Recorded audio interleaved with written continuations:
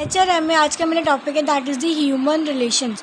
इसमें क्या बोला कि एक एरिया ऑफ मैनेजमेंट है दैट जहाँ पे लोगों को पीपल को क्या किया जाता है, मोटिवेट किया जाता है इस तरीके से ताकि हमारी कंपनी की ऑर्गेनाइजेशन की जो प्रोडक्टिविटी है वो इंक्रीज़ हो सके, जो वर्कर्स है वो कोऑपरेटिवली आपस में काम कर सके और जो हमारी economic, psychological and social satisfaction है वो अच्छे से फुलफिल हो सके।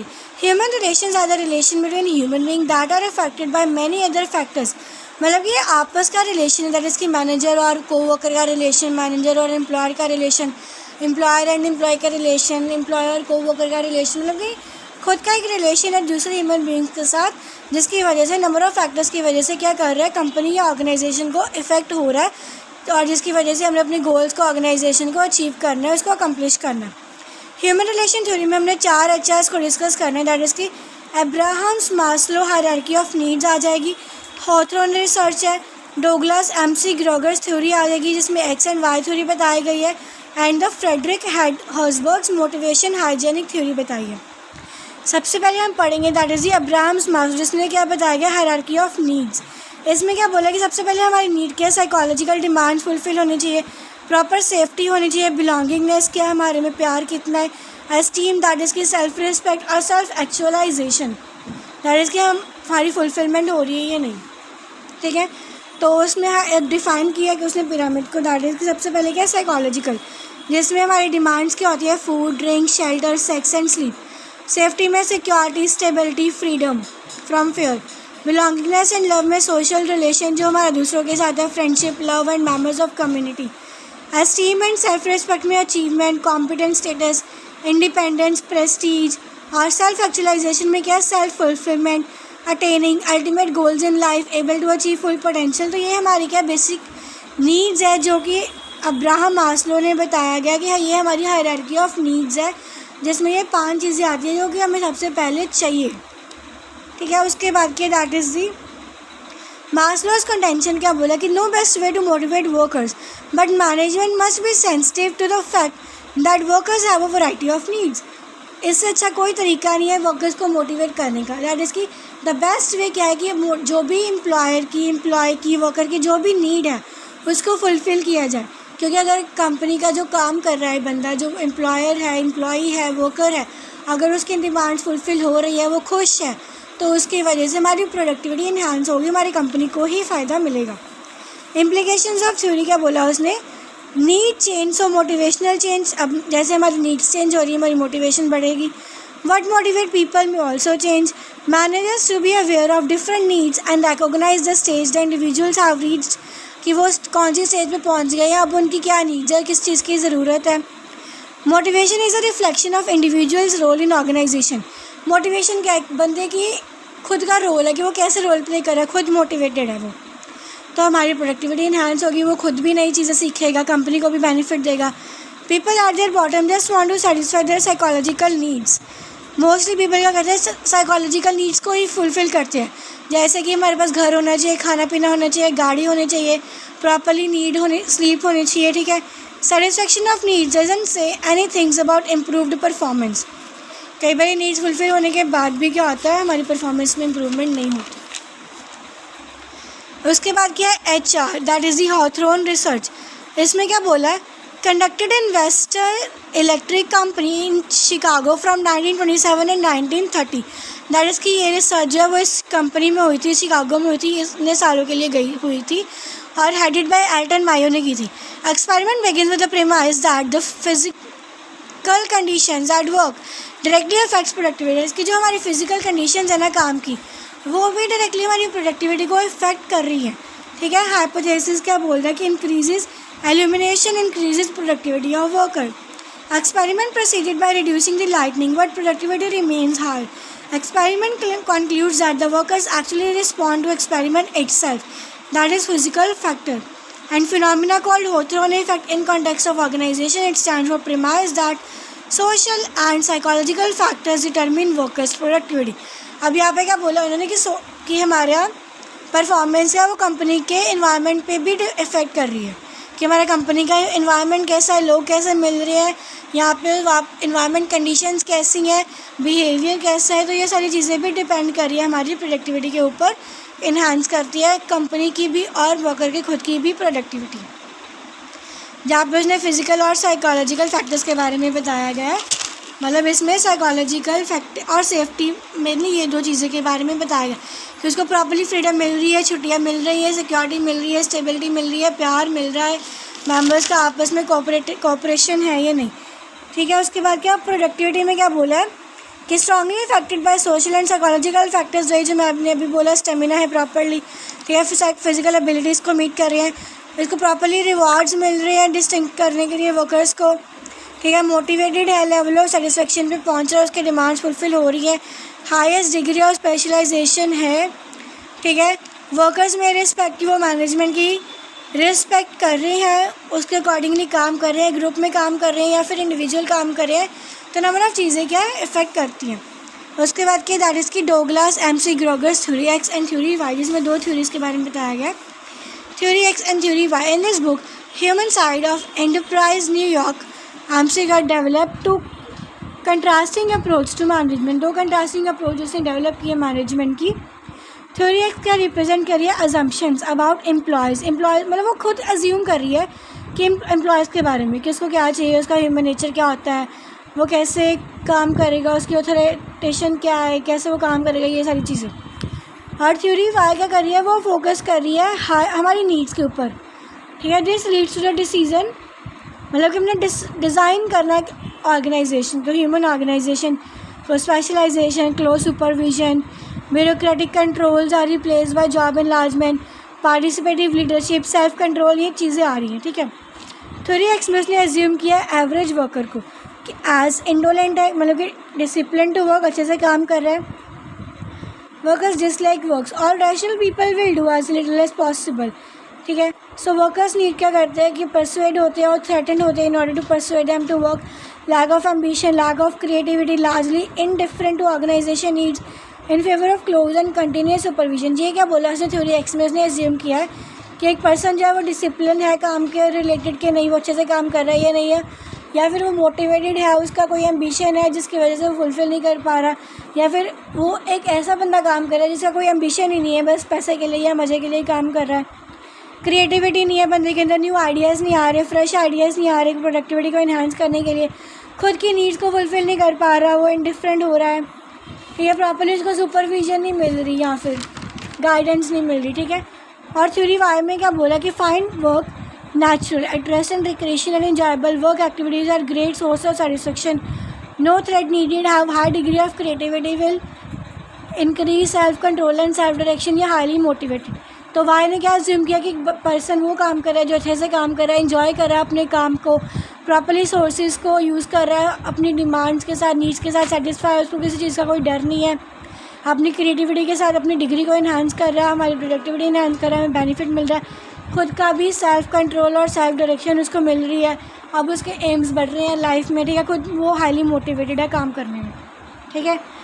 डोगलास McGregor's theory X and theory Y में क्या बोला है, the human system is made up of interlocking work groups with a high degree of group loyalty among members, कि मतलब कि जो भी बंदे काम कर रहे हैं वो लॉयल है अपने काम को रिलेटेड के नहीं, फेवरेबल एटीट्यूड है, ट्रस्ट है सुपरवाइजर सबॉर्डिनेट्स के बीच में, सेंसिटिव है अपने काम को लेके, relatively high level of skills को अचीव कर पा रहे हैं, इंटरेक्शन हो रही है उनके बीच में आपस में या नहीं, प्रॉपरली फंक्शनिंग हो रही है ग्रुप्स की या नहीं, this skills permit active participation, जिसकी वजह से एक्टिव, अब ये सारी स्किल्स होंगी ना, एक बंदा खुद मोटिवेटेड होगा, अच्छे से काम करेगा, ट्रस्ट होगा, एनवायरनमेंट अच्छा होगा, तो कोऑपरेशन होगी, तो इसकी वजह से क्या हो रहा है, खुद बंदा अपने स्किल्स को अपने आप इन्हांस करेगा, एक्टिवली वो पार्टिसिपेट करेगा हर एक चीज़ों में, खुद प्रॉब्लम सॉल्विंग में काम करेगा, ठीक है। रिस्पॉन्सिबिलिटी की ऑर्गेनाइजेशन की कि उसने इंडिविजुअली क्या करना है, मेंबर को अच्छे से अच्छा फील कराना है ताकि वो अच्छे से एक्शन परफॉर्म कर सके, काम परफॉर्म कर सके, ठीक है। और जब भी इसको नेसेसरी हो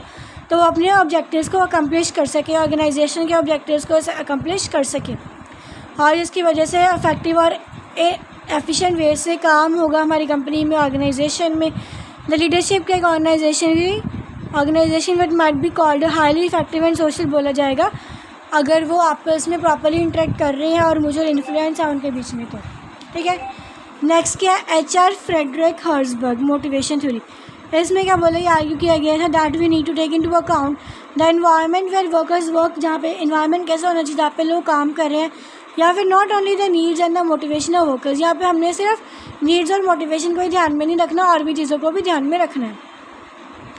develop theory of two set factors में क्या बोला है, फर्स्ट क्या बोला है, first with the content of work and amount of job satisfaction that an individual receives that is motivation. सबसे पहले क्या बोला गया है कि एक बंदा खुद काम से अपनी जॉब के साथ सेटिस्फाई है, वो इंडिविजुअली खुद मोटिवेशन रिसीव कर रहा है, उसको इंटरनली मोटिवेशन मिल रही है या फिर एक्सटर्नल कोई मोटिवेशन दे रहा है आके, ठीक है। ये चीज़ें आएंगी फैक्टर्स की, जैसे कि sense of achievement, responsibility, recognition, advancement of work, content of job itself, कि वो खुद इंटरेस्टेड है काम करने में, खुद अपनी अंदर से अचीव करना चाहता है कुछ, प्रॉपर्ली वो रिस्पॉन्सिबल है, रिकॉग्निशन कर रहा है, एडवांस में वो क्या लर्न कर रहा है, क्या नई चीज़ें सीख रहा है, वो क्या चीज़ें आएंगी।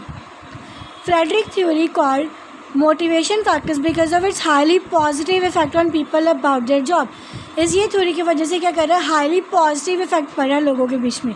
और सेकंड कंसर्न क्या है, effective of work and environment. Herzberg called this hygienic और मेंटेनेंस फैक्टर्स, दैट इज़ कि हम जो भी कंडीशंस में काम करें वो प्रॉपर्ली हाइजेनिक होनी चाहिए, प्रॉपर्ली मेंटेन होनी चाहिए, साफ़ सफाई अच्छे से होनी चाहिए, कंडीशंस अच्छी होनी चाहिए, दैट इज़ कि प्रॉपर्ली खाना अगर वहाँ पे मिल रहा है, चाय कॉफ़ी मिलती है काम करते टाइम, तो प्रॉपर्ली वो हेल्दी होनी चाहिए, ठीक है।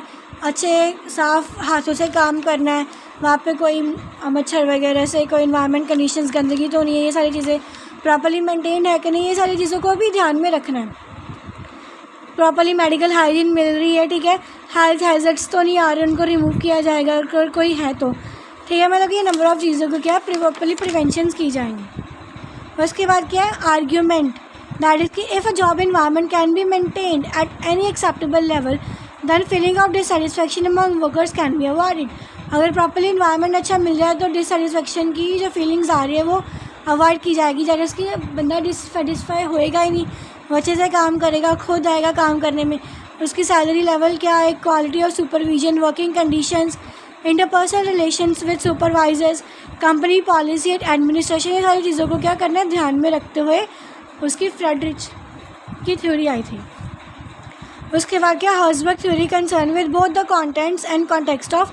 अब इसने में क्या बोला, हाइजेनिक फैक्टर्स को भी देखा जो कि इन्वायरमेंट के साथ रिलेट कर रहे हैं, मोटिवेशनल फैक्टर्स को भी देखा जो कि नेचर ऑफ जॉब के साथ रिलेट करेंगे, जॉब सेटिस्फेक्शन को भी अचीव करना है, जॉब एनरिचमेंट करनी है, अपनी रिस्पॉन्सिबिलिटी इंक्रीज़ करनी है, और पर्सन को क्या मोर चैलेंजिंग टास्क प्रोवाइड करना है कि वो और अच्छे से प्रॉब्लम सॉल्विंग परफॉर्म कर सके, स्किल्स इन्हांस कर सके, जॉब सेटिस्फेक्शन होनी चाहिए ताकि वो वर्क अच्छे से काम कर सके, मोटिवेट होके हार्ड काम करे।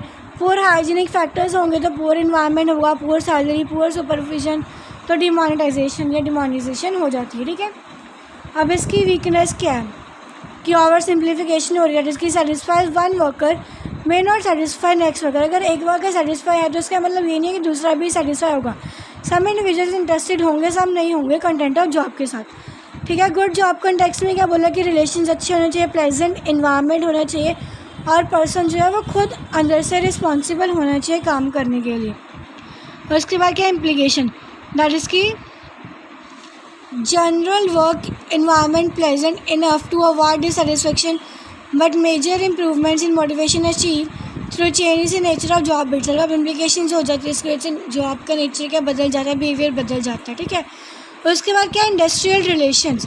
अब इंडस्ट्रियल रिलेशंस क्या, रिलेशन क्या है हमारा एम्प्लॉयर और एम्प्लॉय के बीच में, एम्प्लॉयर और एम्प्लॉय के बीच में मतलब आपस में क्या रिलेशन हो रहा है, वो इंडस्ट्रियल रिलेशन में बताएगा कि इंडस्ट्री के बीच में हमारा क्या रिलेशन है, ठीक है। कलेक्टिव रिलेशनशिप्स को डिनोट किया गया, मैनेजमेंट और वर्कर का रिलेशन आ जाएगा, ठीक है। अब यहाँ पे ट्रेड यूनियनिज्म हो रही है, कलेक्टिव बार्गेनिंग हो रही है, वर्कर्स पार्टिसिपेट कर रहे हैं मैनेजमेंट में, प्रॉपर्ली डिसिप्लिन है या नहीं, इंडस्ट्रियल डिस्प्यूट्स तो नहीं है, ये सारी चीज़ों को ध्यान में रखा जाएगा, ठीक है। दैट इज़ की इंडस्ट्रियल रिलेशंस क्या are the complex interrelations among managers, workers and agencies of the government. Complex interrelations हो जाते हैं, कई बार लड़ाई झगड़े हो जाते हैं, डिस्प्यूट्स हो जाते हैं, ठीक है। अब नेचर क्या इंटर रिलेशंस का, इंडस्ट्रियल रिलेशन के, दैट इज़ की ये कंसर्न है with the relation between manager and workers, या फिर role of regulatory mechanism in resolving any industrial disputes.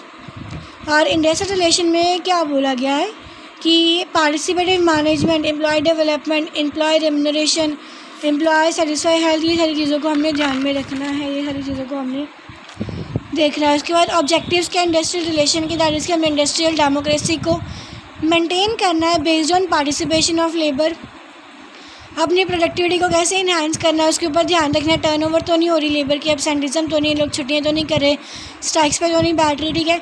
Ensure करना है कि वर्कर्स की जो पार्टिसिपेशन है वो प्रॉपर्ली फेयर है, वो अपने मन से काम कर रहे हैं, अच्छे से काम कर रहे हैं, उनको प्रॉपरली वेजेस मिल रही है, सैलरी मिल रही है, ठीक है। प्रॉपर कम्युनिकेशन चैनल है उनके बीच में, प्रॉपरली अच्छे से मतलब काम कर रहे हैं या नहीं कर रहे, इंटर रिलेशंस कैसे हैं उनको, दो को वर्कर्स के बीच में कोऑपरेटिव है या नहीं, एक दूसरे के टुवर्ड सेंसिटिव है या नहीं, एक दूसरे को समझते हैं या नहीं, डिसिप्लिन है या नहीं उनके बीच में, ठीक है। प्रॉपर्ली इंटरेस्ट के साथ काम कर रहे हैं, अपनी जो म्यूचुअल अंडरस्टैंडिंग है उनको इंक्रीज़ कर रहे हैं, उनको हाईएस्ट लेवल पे लेके जा रही है या नहीं। नंबर ऑफ़ चीज़ें जो है जिनको इंडस्ट्रियल रिलेशन में देखा जाएगा, नंबर ऑफ़ चीज़ों को क्या अवॉइड भी किया जाएगा, जैसे कॉन्फ्लिक्ट्स वगैरह को, ताकि हम बेटर लिविंग कंडीशन दे सकें और अपने वर्किंग स्टैंडर्ड्स को इम्प्रूव कर सकें। इंपॉर्टेंस क्या है इसकी, अनइंटरप्टेड प्रोडक्शन। कई बार क्या होता है बेनिफिट नहीं मिलता हमारी अब हम अच्छे से काम कर रहे हैं, कंटिन्यूटी में काम कर रहे हैं, बट प्रोडक्शन का क्या आउटपुट नहीं मिल रही अच्छे से, तो अनइंटरप्टेड प्रोडक्शन हो जाती है, दैट इज़ कि वो ब्राइट वगैरह लड़ाई झगड़े थोड़े से हो जाती है, डिस्प्यूट हो जाते हैं।